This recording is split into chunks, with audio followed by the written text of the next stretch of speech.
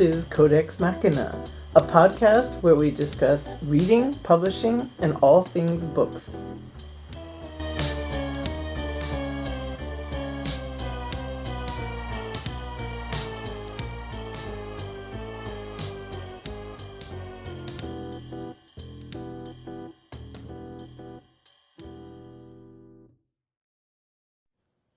Andrea Reyes Elizondo is a self-funded PhD candidate at the Leiden University Center for the Arts and Society, also known as LUCAS.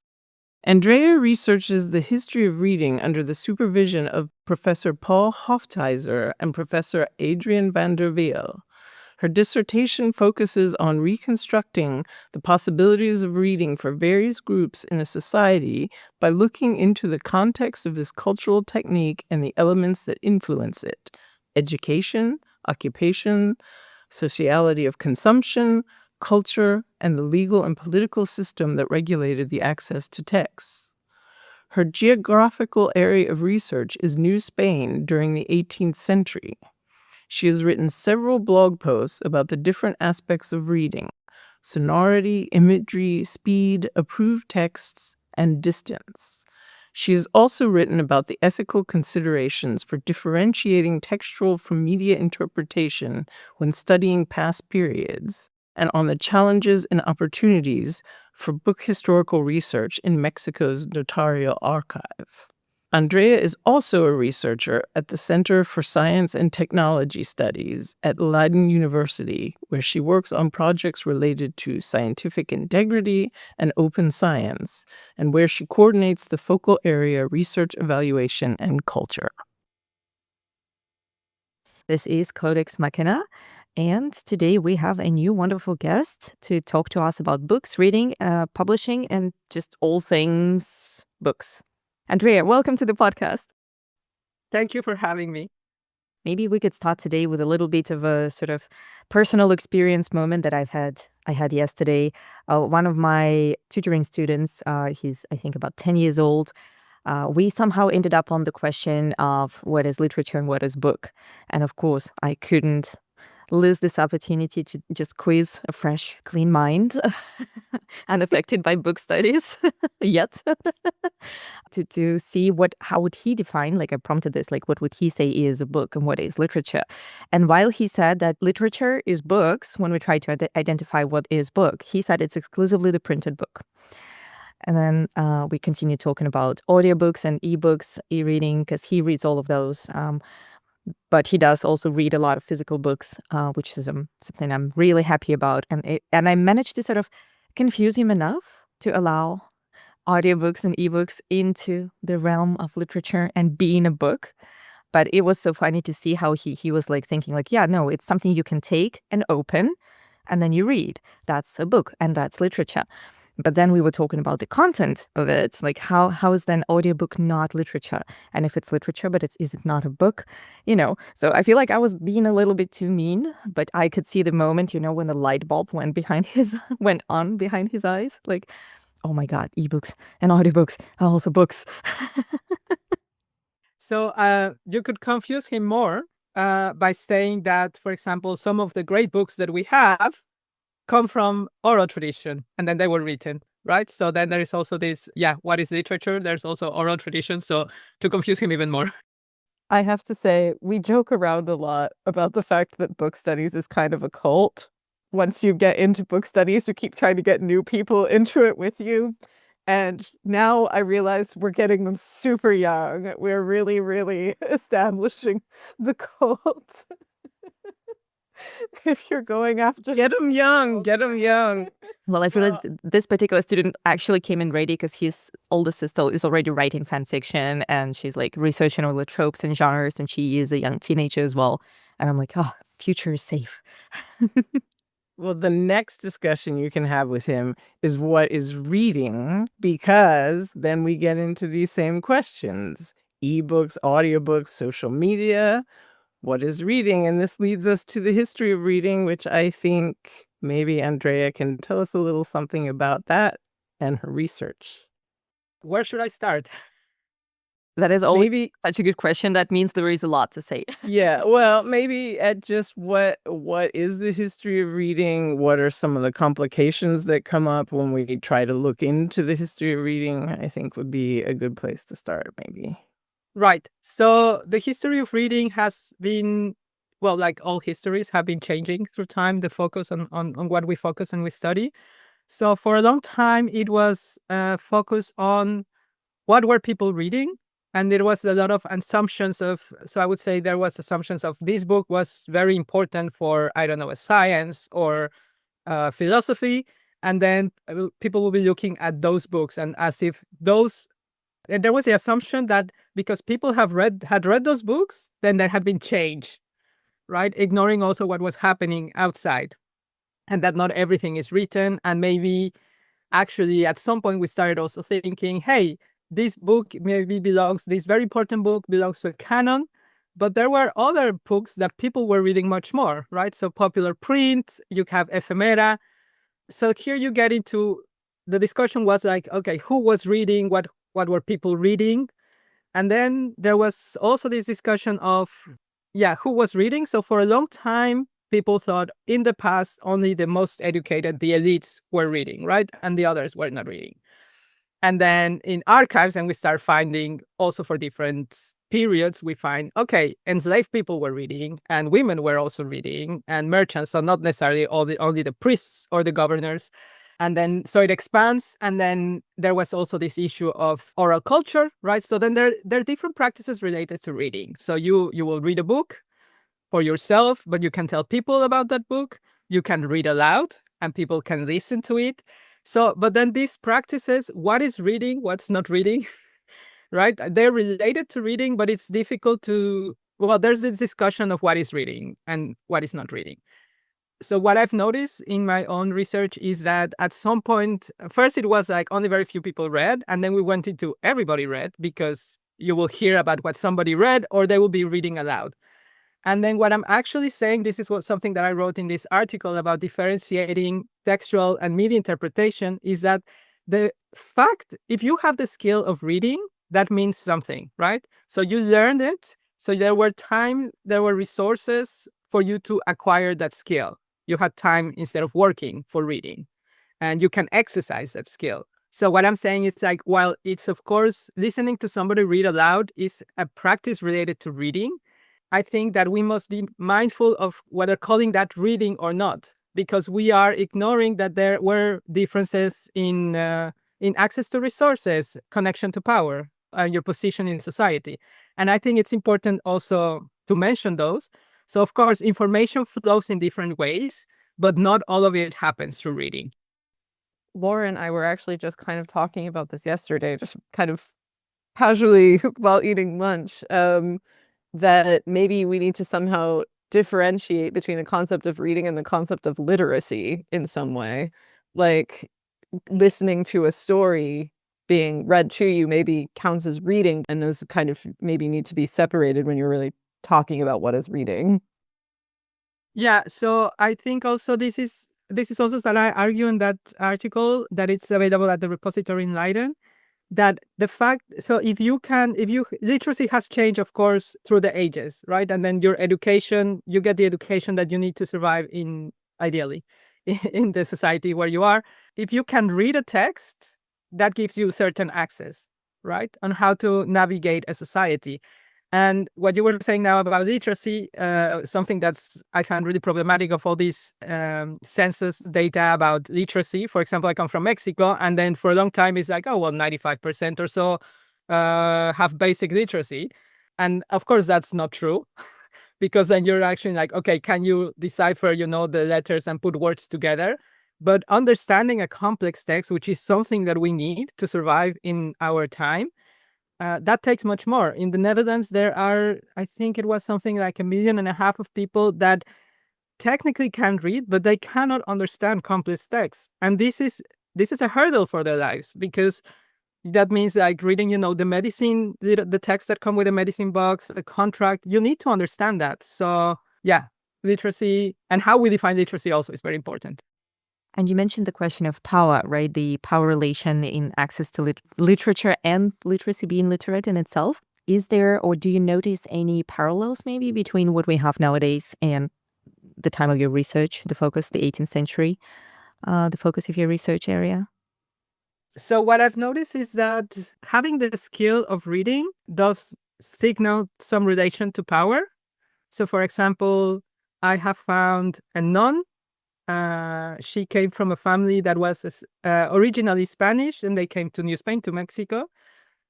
But the family they were well positioned, but then they lost the money, or so they were in an hacienda and they had less money.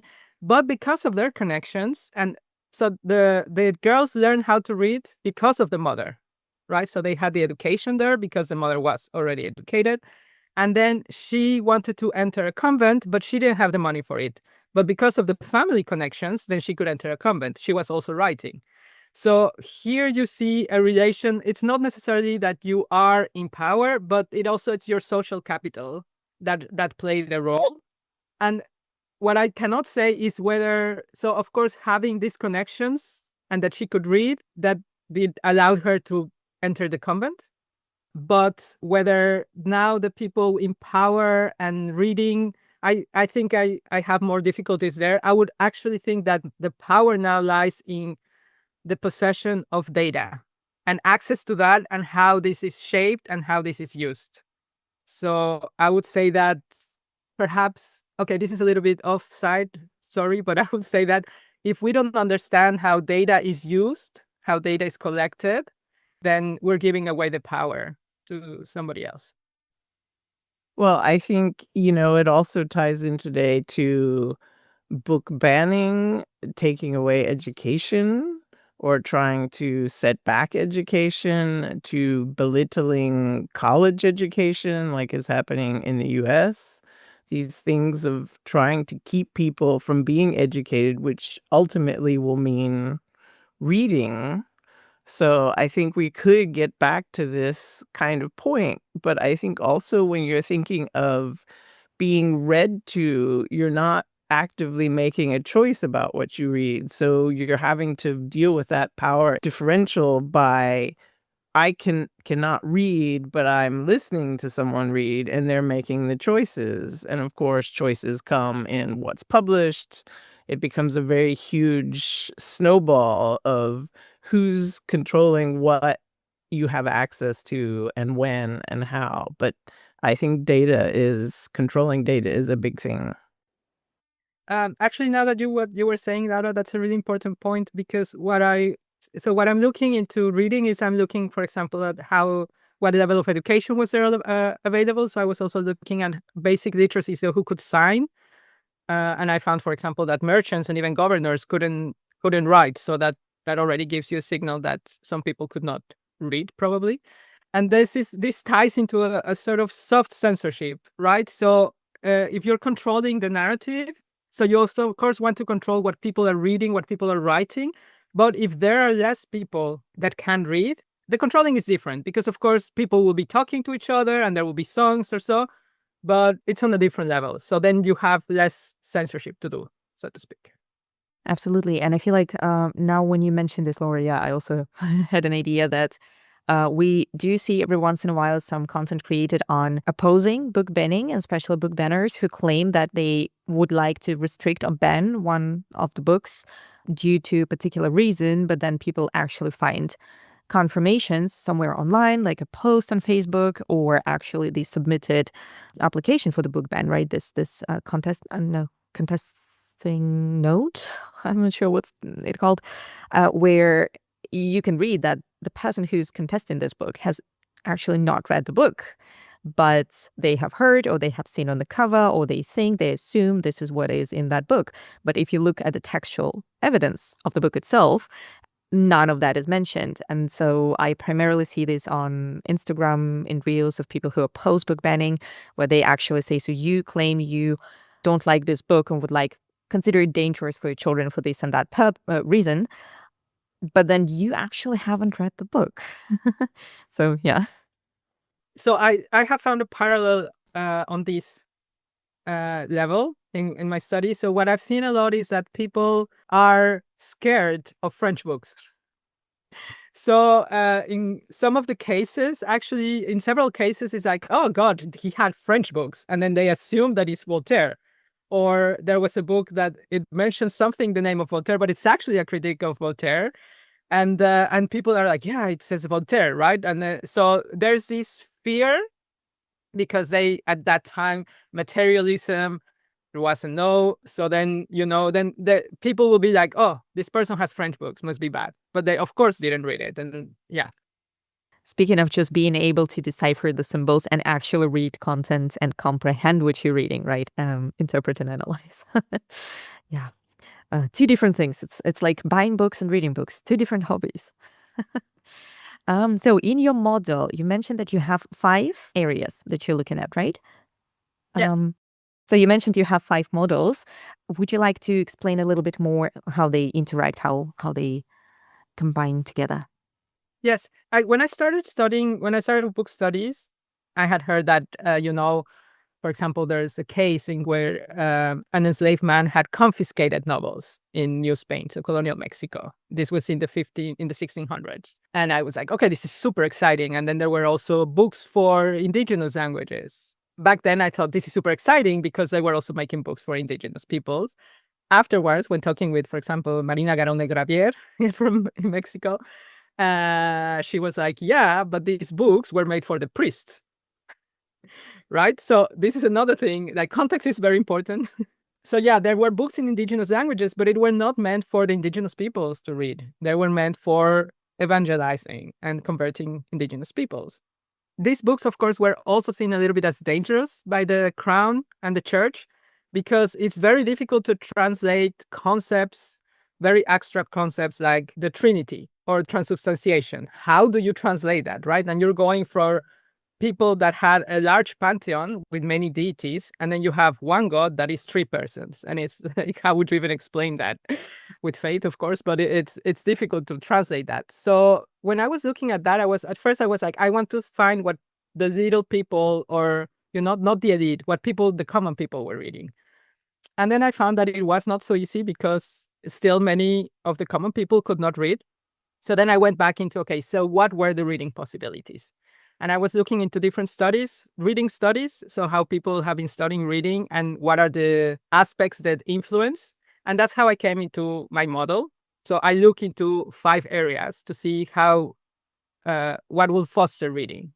So, or inhibit it. So first I look at education, what kind of education was there available? And if we have proof that people were educated or not.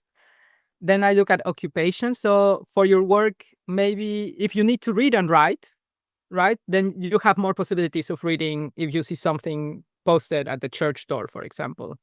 Then I'm also looking at sociality of consumption. So what are the motivations for reading, right? So if you were going to read, you will invest time and money. Maybe you will buy a book or you will borrow it, but you will need time to read, right? While you could be using that time for something else. So what are the motivations for reading? And for this, I'm looking at, it can be for your work. It could be for just to learn things or sort of self-help. Then I'm also looking at culture. So what is the place of the written text in culture? So to take part in cultural activities, do you need to read to be able to read or not? And finally, I'm looking at how the text is regulated. So the legal and political system. And this can be, for some periods, this can be, for example, copyright, or for other period, and for most periods, censorship also plays a role in this. But you can also have some measures like paper, right? In some countries, so for example, before in Mexico, we would have a tax, specific tax on paper, but also because the paper factory was controlled was a monopoly of the government, we had a sort of soft-like dictatorship. So because they controlled the paper production, if you wanted to print, so it was not necessarily a license for printing, but it was in a way saying who could print or not. So there are different, and all these different aspects say like, what they actually say is like, okay, people had or not the skill to read, they needed or not to read for different activities, and they were allowed or not to read. And through this, I'm trying to look into who had access to text and who had no access to text. One question I had is, how does language and vernacular fall into that? Because I was thinking, in the case of Great Britain, you had Latin, but then the vernacular wasn't really codified until later. And some people could read or use French. And obviously, how does language and language use fall into the case of New Spain? Yeah, that's a really good question. So when the Spanish arrived into what is now Mexico, New Spain was actually going all the way to almost all Central America, to half of the states. Although, of course, they really did not have control through the whole territory, but that was the territory of New Spain. But when the Spanish arrived to this territory, just in the center, which is called Mesoamerica, there were around, 120 languages. And these languages were written in, it's not necessarily hieroglyphs, but it was not obviously with Latin characters. And then you have also the lingua franca would have been Nahuatl, Maya, maybe Zapotec. So depending on the region, you had some lingua francas. But then also you have, for example, from Maya, it's a family and you have several languages. And the same with Ayuk, which is Mije. So these people did not receive education when the Spanish took over. They did not receive education in their own language. The crown kept pushing for having Spanish being taught, but we still see that till the very late, towards the end of the colony, there were still many people that did not speak Spanish, or maybe a little bit. Percentages are difficult to get, but I would say maybe between 60 to 70% of the people, their mother tongue was not Spanish. So that already tells you something. Then from the others, then you would have mixed, so mestizos or different mixed races. You would have some white people, some Spanish, but also some other Europeans, and blacks, which they had been brought as slaves to work, right? And then also for them, their mother tongue was not obviously Spanish. That's something that I don't think has been well looked into yet. There's some scholars working on the study of slavery in Mexico, but I think the language is still something that I haven't seen it very much in depth. So you had, I would say, from the Spanish or the Europeans, then it was for sure less than 10%, right? And their mother tongue for most of them is Spanish. If you're educated, you'd also can read Latin, maybe French, or maybe Italian. But it's a very small percentage. So they were for sure popular prints in Spanish, but then that maybe could have reached, on the language level, maybe it reached 30% of the people. And that means that not all of them would have read it directly, right? Like maybe somebody would have bought an almanac and then they read it to their neighbors or so. So yeah, the language issue is very important to consider also what were the reading possibilities. And undoubtedly, orality played a much more bigger role on people's lives. Although, however, the written text had a big influence on people's lives. I have a quick question. At that time, in that area, how accessible were books? Like, who could afford to buy an almanac, for example? Was there any communal, like we all, like our neighborhood, we all buy one and then we read out loud? Or were there any other practices? Or was it just affordable? So this is something that I still haven't looked well into. So books were for sure very expensive. And also when you consider, also depending on the size, right? But I would say the big, like if a cuarto or going up from a cuarto, that was more expensive. So that was out of reach for most people. The smaller ones, like an octavo, like an almanac, I think those were much more accessible because there were several of them printed by several people. But I haven't found these kind of things. You will find more on ego documents. And these, I haven't found those kind of things. So we find traces of these kind of books being printed because they were licenses from the Inquisition. Most of them have not survived. So I think, yeah, the accessibility, I suspect actually that perhaps it was much more accessible through handwritten copies. Because I've also found that people had they had copied the text that they liked, and this was being circulated. And that just triggers some strands of my soul right now in a completely unrelated time and political period, I guess. Although, politically speaking, I don't know, because that always makes me think of one of areas of interest, some is that as in Soviet times, People literally copied books, sometimes even by hand, like entire volumes, or they printed them using carbon copies, when they would put like literally 4 or 5 sheets of paper and try to type, and each subsequent one was worse in quality, as you might guess. And just like thinking today with living in a digital world and seeing how banning affects print, but can't really affect your 100% online sources, and their distribution, and thinking about this like progression of like if it's handwritten copy that someone made for themselves to take back home, always kind of like see these parallels of a way to defy censorship in a way. But doesn't that kind of even further complicate it? Because if you're relying on pirated or hand-copied texts and you can't trace it back to the source, you can't be sure that what you're getting is actually a legitimate copy, that's what was actually written. People can be inserting their own things, or the quality might be so poor at some point because it's a scan of a PDF of a scan of, that like you end up with questions about the validity of the text that way. And yeah. This makes me think of the pirate libraries on scientific literature, which I know they're very useful for scholars in the global south. But then there is the issue that you might be citing a paper which might be retracted, for example, right? There is this, unfortunately, the big publishers at least try to keep that, whether it is retracted, or they will link whether there were responses or corrections. And this will not happen. I'm always wondering how this happens, right? Like maybe you got the copy, but because you are not in the circuit with the conversation, then you might be missing something. Oh God, that's new paranoia unlocked. Like, I am so paranoid. I've been so paranoid the last couple of days, thinking everything I see is AI generated. And now I'm also like, what if this thing is retracted? And I've been like having this weird thing that I can't stop thinking about for a couple of years now about like the Kindle editions of like just any book, and how there can be corrections that get like downloaded onto your Kindle, but nobody like tells you that anything has been changed about the text.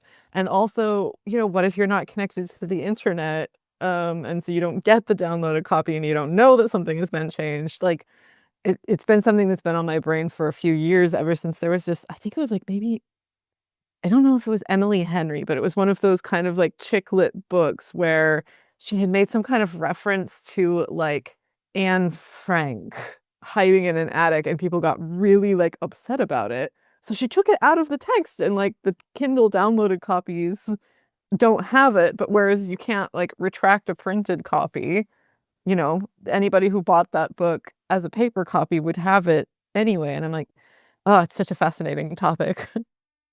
I mean, it's connected to the history of reading in some ways, because then you want to think about what are people reading and is it authentic? So if it's a copy of a copy of a copy, you think of that telephone game where people are like, by the time you get to the last person, it's completely different. So, I mean, it's kind of an interesting idea in this, but I didn't know if, Andrea, if you wanted to talk about some of your special cases that you've come up with in your research. Absolutely. So I have found really interesting cases at the Inquisition. So first of all, just to give an idea, so the Inquisition in Spain started really working as such towards the second half of the 16th century. And before that, those tasks were taken by the regular church. And for those that don't know the history of Mexico and New Spain, so Mexico was a colony, also other countries of Spain. And this colony was from 1521 to 1821. So it's like 300 years. And of course, the Inquisition is usually seen as a very scary institution. But the Inquisition was operated in different regions, in different periods. So it's very different in the early 16th century in southern Netherlands, so what's now Belgium, and towards the end of the colony in New Spain or Mexico, right? So by then, the Inquisition had lost some power. So this was one of the first things that when I started reading it, I was like, oh, they burned people just like that. And so in Mexico, there were some, so of course there were executions, but one important thing is that the Inquisition wouldn't do it. The Inquisition, when there was an execution or so, they would pass it to the civil authorities. I haven't found that somebody, of course, I have not read all the cases of books, but I haven't found that somebody was, for example, burned for having books or reading. In some cases, people were exiled for having certain books, but it was not necessarily for having the books. It was more for what they were saying, which might have been influenced by those books. But so when I started with checking the Inquisition cases, I was like with this mindset of this popular mindset of the Inquisition was just after everybody and after knowledge. And then I found that actually people were pushing back. Of course, not everybody, but some, and this again shows your position, your social capital, right, and your position to power. So I have three interesting cases. I will try to say them very shortly. So the first one was a priest from Veracruz, from a town in Veracruz, and he was writing pronosticos. So these were almanacs, popular print. And these pronosticos, they would have usually, they were maybe 28 pages. Not many have survived, obviously, because it's popular print. And they will have, okay, they have so many, we have these months, each month has so many days, and it will tell you special days for feasts, but also special days for doing certain things. Sometimes, like, I don't know, do not bathe on this Wednesday, for example, which is very interesting. So these books are actually, it's a mix of astronomy and astrology for now, for our days. But then back then, astrology, so it had it together, astronomy and astrology. But astrology was seen as, it was divided in good and bad astrology. So you have what is called good astrology would be natural astrology, and that is the movements of the heavenly bodies and how they affect navigation, which we still believe in, but also medicine and agriculture. So according to which dates of the stars, then you can do bloodletting, for example. And then you have the false or judicial astrology, and that is how the heavenly bodies affect one's lives and activities. So the distinction is not super, super clear, because you might say, okay, how is it different if the stars are in this position, that you do bloodletting or wash your hair, right? That we would consider not natural. We would consider then sort of judicial astrology. But so the line was a little bit, it's a little bit difficult to position. This was discussed since the medieval times, what is right, what is wrong. And then eventually with the Council of Trent, they say, no, if the stars are telling you something about somebody's life, that's wrong, because it goes against what the church says, right? So humans have free will, and then you're denying the existence of divine providence. Then there's no opportunity for grace. But then it comes into, okay, if you predict that there will be an earthquake because of the stars, what kind of astrology it is? And so my man here, his name was Juan Muñoz de Villavicencio y Martel. He wrote, we know at least of 7 of these almanacs that he wrote at the beginning of the 18th century. And I couldn't access all the files. I could also access 5 files. So on 3 of them, the Inquisitor was like, cool, you can print them. But in 2 of them, they were like, there are some issues. So in one of them, the issues are really funny. For example, it says like, well, the author mentions like when is more propitious, where is more favorable for women to cut their hair. He's a priest. How should he know that? Like, like this is not suitable knowledge for a priest. So he's like, this should be removed.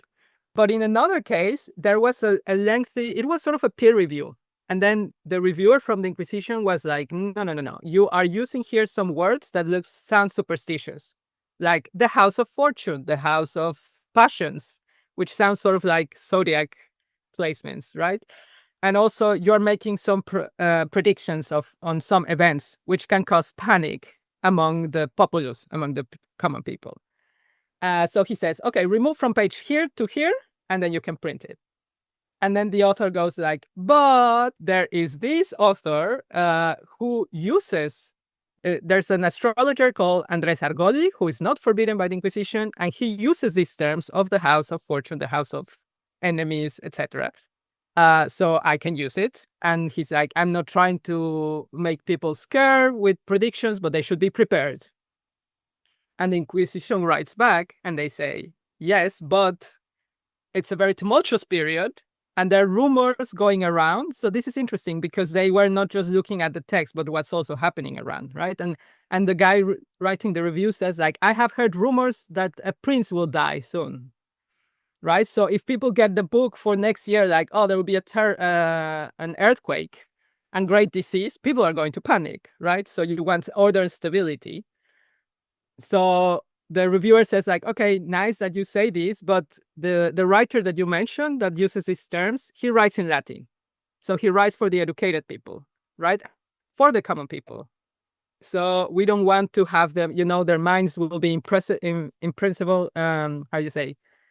They can be easily steered into panic, right? So you remove these pages and you can print. But so that was interesting that he actually writes back. He writes back very diplomatically, right? He's saying, like, oh, of course, I know about the council and the bulls that forbid this kind of astrology. If I have written something wrong, please tell me. But he's still pushing. I did nothing wrong, right? At the end, he has to remove the pages, but nothing happens to him. After that, he keeps publishing them, right? Maybe just a little quick comment. I'm just fascinated how this is literally the algorithms flagging the books or publications for particular keywords, right? Isn't it? I'm like, oh my God, it's right there. It's out there today. Just maybe without the human help, where you could actually argue with a person in favor of your wording, right? Yeah, I have to admit that the story just really is striking for the fact that it's so bureaucratic, and it so does remind me of like a really typical like editing process. But it's, this whole like biased, weird, oh, the common people can't handle hearing about a possible earthquake, they'll panic. The educated elite can hear these things. They'll be fine. And I'm like, that's clearly not the kind of conversation that an author would have with an editor today, but there's something just so, like, I don't know, bureaucratic, diplomatic. It's not like, no, we're gonna burn you at the stake for this heresy stuff. It's just, no, you can't tell people with low literacy these things, man. It's really striking how unemotional it all is. Yeah. So another case is a guy that it seems he smuggled books from Spain to New Spain. So the control of the church and the crown on what was being sent to the colonies we thought it was quite tight, but now we have been finding out that it was not so tight. But so the original process was like, first of all, in the colonies, nothing can be printed that has been written about the colonies. So if you were living in New Spain or in another of the colonies and you were writing a book about New Spain, you had to send it to Spain, they had to check it, and then it could be printed. But also any books about the Indies, so the colonies, they could not be shipped. They were forbidden to have in the Indies. And so the trade or how things would get into the colonies was through ships from Cadiz. And then the authorities, the Inquisition, would have to review what books you were taking. And this was for everybody. So you have to present a list of the books, they check it. And supposedly this list had to be very thorough. So edition and everything. But I have found that many of those lists are not so thorough. And what happened with, for example, with this guy is that this guy, his name was Miguel Carlos Bustillo y Rocha. He was a treasurer in San Luis Potosí, so in the middle of the country. But his story is that he was born in Mexico, so in New Spain. He was educated in Spain at the College for Novels in Madrid and also in a college in France. And then he was named treasurer, and then he came back to Mexico. And then he loved to read, so he brings a lot of books. And for bringing his books, he also uses, so you could not just say like, oh, I'm taking 10 boxes or 10 trucks, right? So you can pass only so many things. So he uses his connections from his family, because some of his family knew somebody from the shipping to the third. So then they will be like, okay, can I put this trunk with you? And you pass it to me when I'm in Veracruz. Although supposedly that was checked. So he had 3 trunks with books.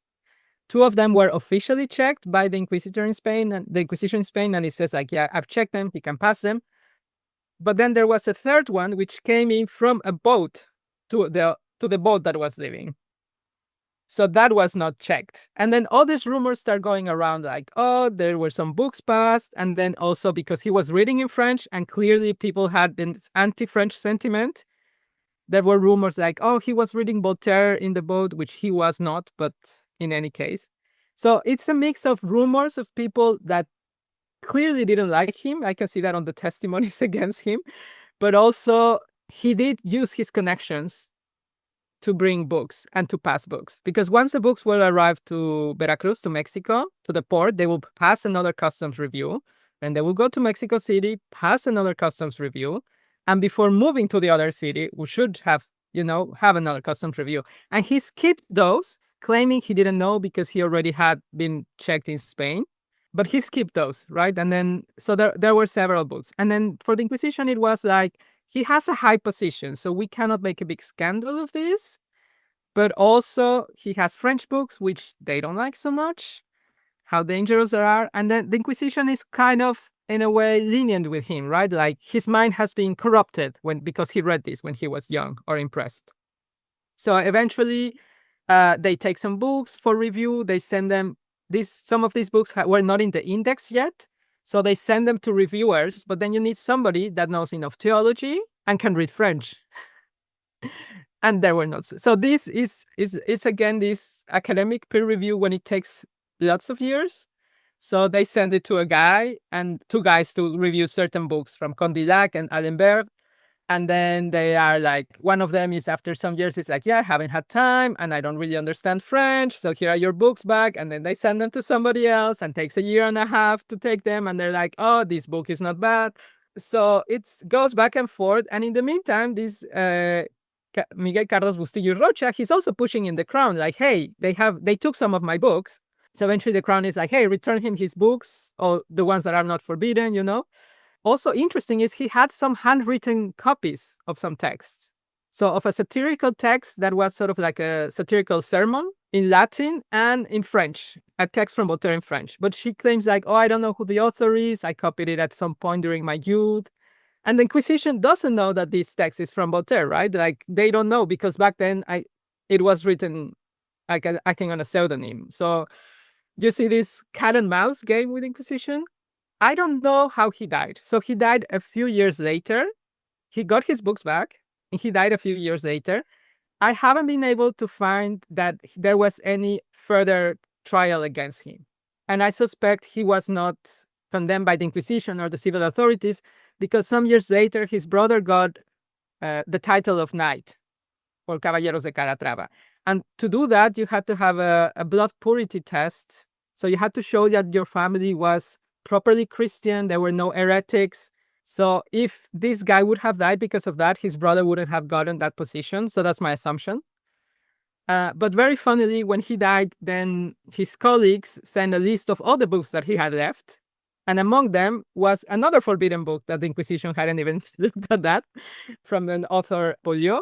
So this is really interesting, right? Because he keeps just also playing like, oh, I didn't know, and it just happened. And then he's also telling them like, yeah, I admire you, or what the Inquisition does, I really respect them.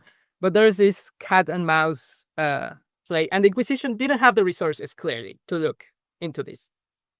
But I feel like that's a typical situation when the metropole says, like, the center of the empire says, like, you have to do this, and then all the other countries are like, yeah, sure. How do we do that? Do we have the resources? Do we know the language? Do we have enough people to monitor all that? That is not their problem, right? And so things happen. But I really hope the guy had time to read the books he got back. That is like, I feel like this story should be looked at by everyone who's waiting for their peer review and it takes forever. Just like, think of that guy. Think of him. That took years. They had to ship it back to Spain, probably. I don't know. To check. So, yeah. I mean, the guy sounds hilarious. Like, you could make a comedy movie about this guy. Like, it doesn't sound hard to stay one step ahead of the Inquisition if you happen to have the money. There was a hilarious book. I haven't finished reading, unfortunately, because I got distracted by life, probably. And it was by a researcher who was trying to establish the origins of Zorro as a hero. And his claim was half joking, but half serious claim that Zorro was the first American superhero, technically. And then he went on a trip to see, like, who could have been the actual prototype of Zorro. Like, where does the story of him comes from in the first place? Was there a real person prototype behind it? And then he, I think, had 3 candidates, one of whom was Irish, which I think is hilarious. But all of them were either thieves and robbers. But one of them was really also a very creative, I guess, con artist, we could say today. I think that's the term the author is also using. I will put the name of the book in the show notes because I can't remember right now. But he also described all these insane adventures with the Inquisition. How that guy, he just kept like lying, twisting, changing names, moving from village to village, pretending to be a priest, everything possible, but basically kind of also scamming people for money as he went. And then Inquisition did catch him, but they did not end up executing him somehow, or at least not in the first run. So it was wild. I feel like Mexican branch of Inquisition had a lot of different experiences from the Spanish one. And the last case that I will briefly mention had to do with the license for reading. And these are very interesting cases because some books were forbidden completely, and on some books it's like, okay, you can read, but these parts have to be removed. But some people had licenses for reading forbidden books. Usually it could be a clergy or priest, because they have to be also informed on what the enemy is writing. But it was also, you have novels, you have lawyers, military people that are reading, they have these licenses. And there were different types. So one was like, you can read everything, and others, the license will say you can read forbidden books except those that go against the religion, that have obscenities. And Niccolo Machiavelli was one of the main, that one was always forbidden, or to most people. What is interesting from this case is that this is from a sergeant in Veracruz, again, Matias de Armona, and this place in between 1776 and 1778.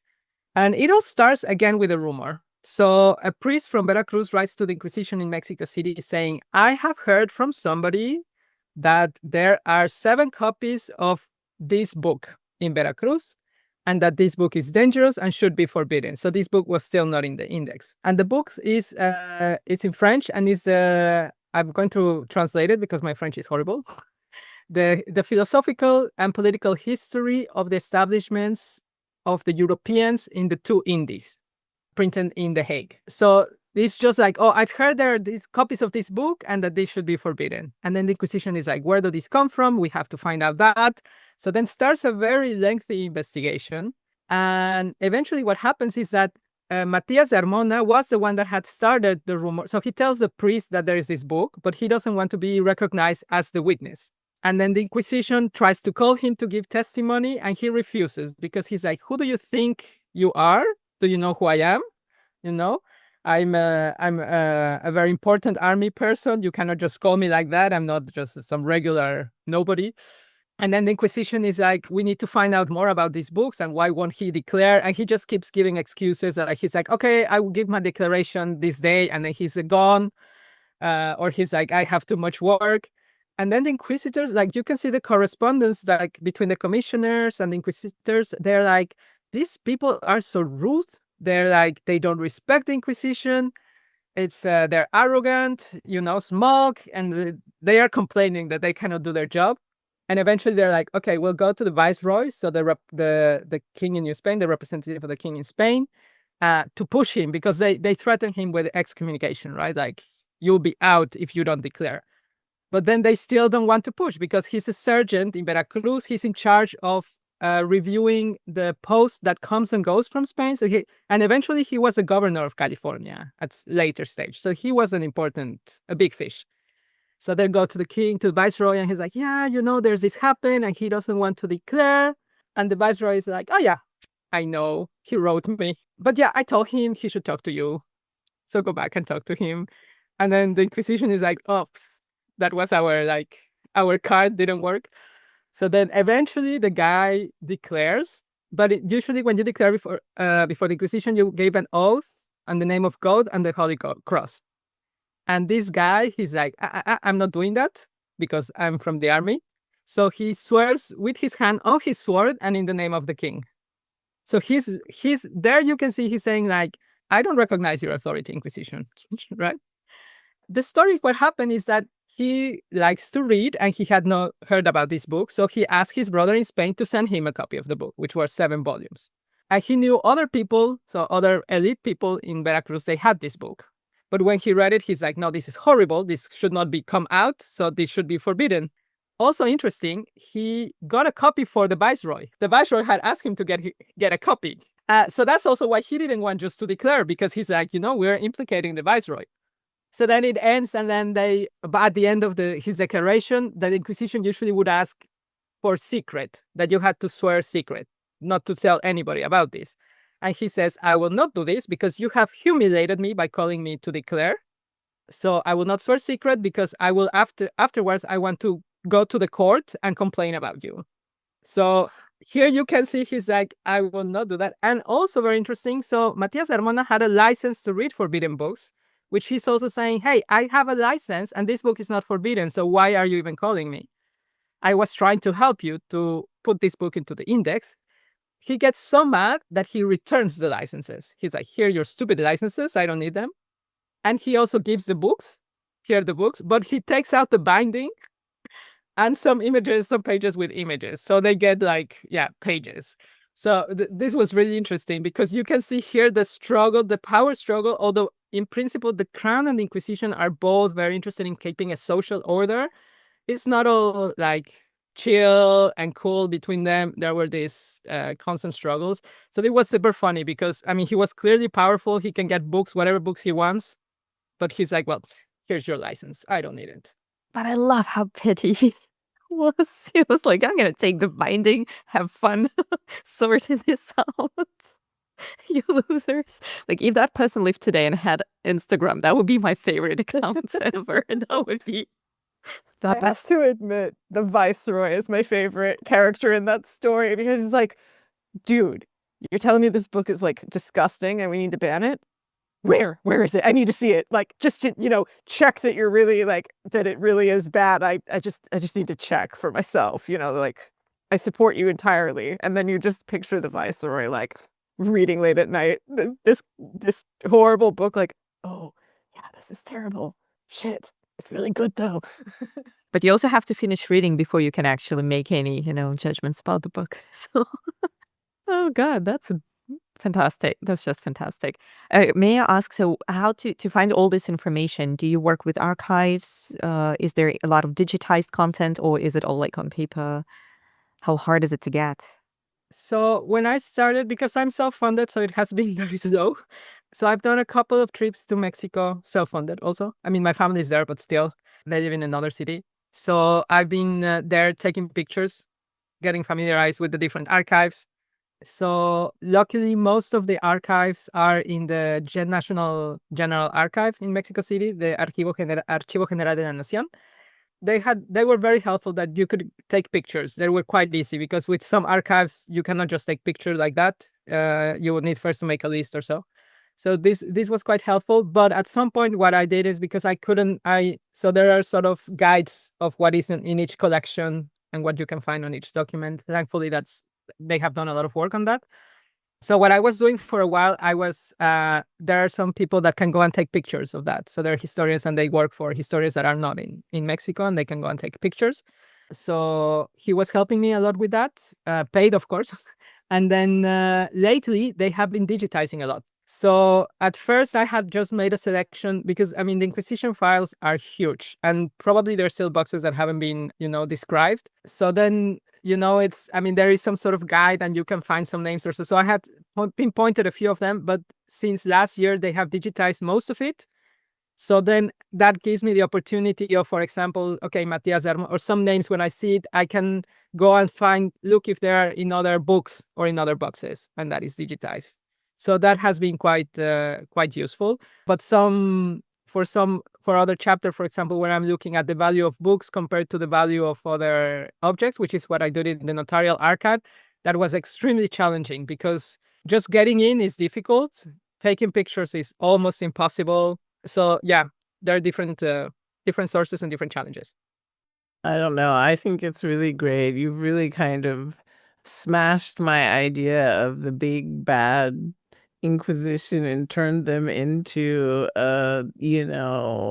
befuddled bureaucratic mess of, pretend morality. And I don't know. I guess it's very similar to the Puritanism we're dealing with today in a way. I mean, just because something is bureaucratic and takes a long time doesn't make it dangerous, right? Like, it's still the influence they had was still dangerous and still had a huge impact on people's lives. Like, what people are allowed to know is a scary thing to put anyone in charge of, much less a religious organization.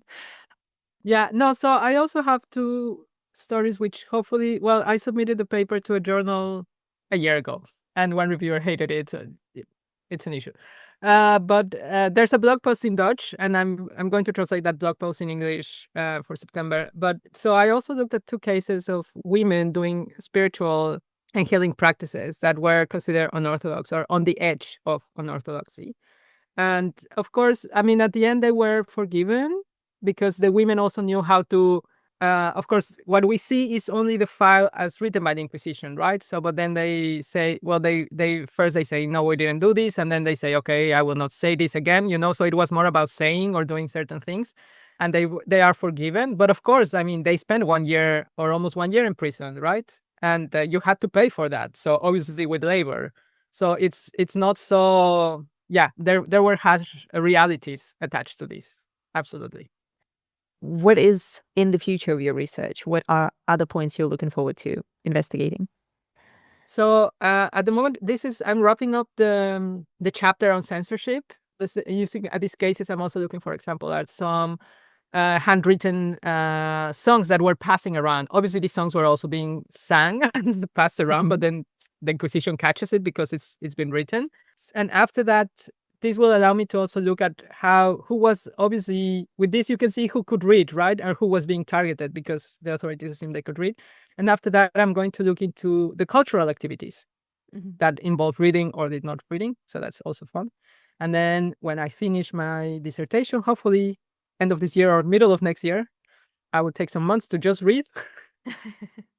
And then I would like to look into popular print from the colony, which is more difficult to find because usually you find it in libraries. It's just in boxes, right? And because it doesn't have printer or so it takes a lot of interpretative work on that. But this is something else I would like to look into. Fantastic. We're definitely going to link all the posts and articles to the Leiden Arts in Society blog, where you've published quite a lot. So please visit our show notes. Read, and learn more about the wonderful Inquisition. Not the Inquisition, I'm kidding. I feel like it's just the highlight of today's conversation. We all discovered a lot of new sides of this. My father says, so the thing is, like in many books, it's actually how they start also, not only in Spanish, but this is like the Inquisition was against knowledge, right? And there was, of course, knowledge being produced in the colonies as well. So when I'm trying to push back, my father is like, are you defending the Inquisition? That's a fantastic topic. So we're looking forward to reading to your dissertation when it will get published. I'm sure it will, because that is such a trove of amazing stories, but also like generally the model, the theory behind it that I feel like can be applied to a lot of different places and situations, right? I feel like it could be replicated even in contemporary setting, especially in contemporary setting, I guess, with all the censorship, book banning. So the model is actually really thought for different periods. And of course, the application varies. But something that's one of my pet peeves is how many literacy or reading campaigns are. Mexico is at least, right? You have somebody famous with an odd-looking book, pictures of that, right? Or you give away books. And you're like, that's not how we're going to make people read more, right? Like, people need to enjoy reading. Like, it takes a different approach. So I'm hoping that by looking at the context more carefully, we can really think like, okay, first of all, we should also have a discussion. Why is reading good?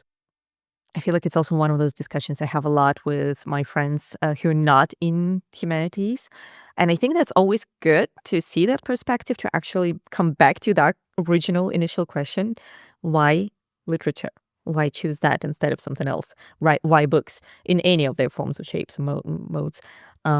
But sometimes I feel like all kind of who are already so deep into research in different aspects of book history, book studies, We take it for granted, but then someone comes in and says like, but why would I do that? And I'm like, oh, that is actually a really good question.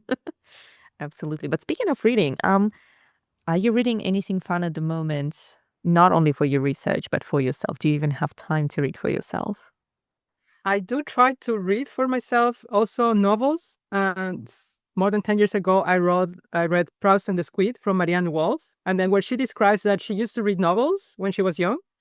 And then because she was reading short things, papers, journal articles or so, then she couldn't finish a novel anymore, right? And then so more than 10 years ago, I was like, oh my God, that's true. I used to read a lot. And now like I cannot finish a big book. So I've taken upon myself to read at least one big chunk per year. And at the moment, so I was reading some book. There's a series from UNAM, the National University of Mexico, it's called Vindictas. So Latin American women writers who have been pushed away aside from or ignored by history. So I was reading a collection of them of short stories from different Latin American women. And I'm reading now, well, it's actually a book. It's called The AI Con by Emily Bender and Alex Hanna. It's really good because it explains how this hype of AI, how it's being sold, what it really means. Explains also very well what LLMs are, because I think many people have no idea it's a magical power about it. And because we are really getting it pushed down our throats at university and in other places. So I thought I'm quite critical of how it's being pushed, but I felt I did not have all the knowledge because you're humanities, you're not a computer scientist, you're not a cognitive scientist. What do you know? You're just scared of it. And I think this book is quite helpful for that. That's awesome. That's a great recommendation because welcome. You're on the #1 LLM hating podcast of all time. And I think, yeah, like for as much as I, have strong opinions, getting more informed strong opinions is definitely not a bad thing. So yeah, I'm definitely going to want to read that book myself. Thanks for bringing that one up. Anything else you've been reading? No, well, I'm now preparing for my summer reading because I will have 2 weeks off. And then on those 2 weeks, I just want to read. So I will have Pixel from Christina Toth, which is a book I wanted to read some time ago. It's in Hungarian and translated by the Seagull Books. And there's another, I go to Slovakia because my partner is Slovak. And I'm trying to also read everything Slovak. That would be, and maybe John Foss if I can do it in 2 weeks. I don't know. That's a lot of reading to try to pack into 2 weeks. When are you going to do your relaxing? That's relaxing. Reading is relaxing. That's so true.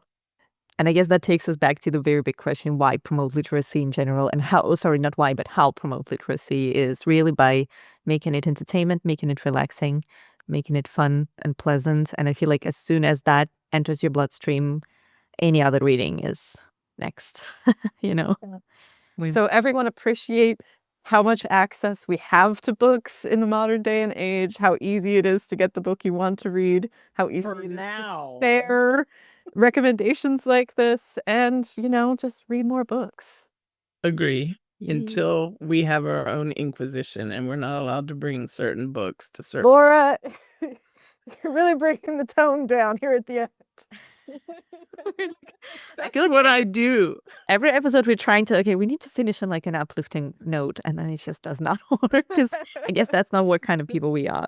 But just as we mentioned this, just to add a little bit more angst to this, what my impression is from attending lectures here in Münster by Banned Books Network, organized by the English Department of University of Münster, I feel like this time there is a higher chance of soft and self-censorship of becoming the Inquisition, in quotation marks, because the evidence kind of, at least in the American context of banning books this way, but also in a lot of other situations where booksellers and online platforms that sell books, they kind of preemptively take out books that might cause problems potentially in the future.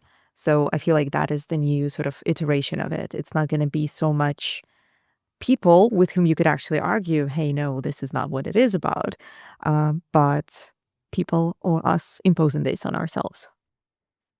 I think that's really important, the distribution side of it, right? Because, for example, you have a lot of fantastic small publishers, but it's difficult, right, they don't have the distribution network, for example. And also even some authors that are signed with the big houses. So, for example, an example that I find so bizarre is the own brand, Canadian author, fantastic. She's signed with Canadian big imprint, I think it's Penguin Random. But even though it's the same, sometimes the books only come in Canadian editions, and you cannot even get them in the States or in Europe unless it's secondhand. Or wait until there is a US or maybe a UK imprint. And this is insane because you're like this, right? So there's some issue here with copyright and distribution that is also a doorstep on door blocker on this. Absolutely. Well, I think we also have an issue of, in the US, there's the Comstock Act, which is still an active thing, which they can use to really regulate what's being sent through the mail.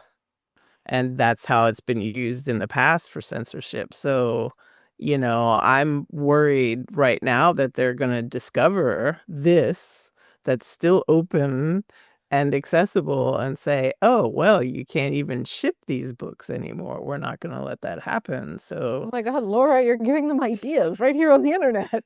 because they're going to listen to this podcast. Well, But, I maybe mean, they're gonna ask ChatGPT and it's gonna search the internet and Well, okay, but I mean, I wonder if there's already talk of this. I'd talk to people who are really working on American censorship right now and see, are there cases already happening? let's just hope that's not the case, but try to bring it back up.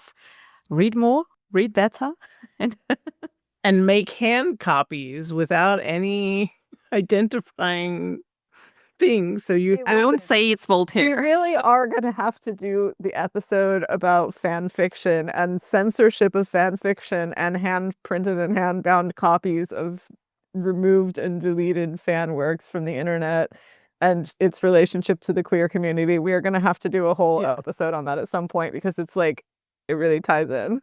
sounds good. I would listen to that. Absolutely. We hope so. Andrea, thank you so much for joining us today. It was incredibly enlightening conversation. Please, listeners, check our show notes. We're going to leave all the interesting notes and links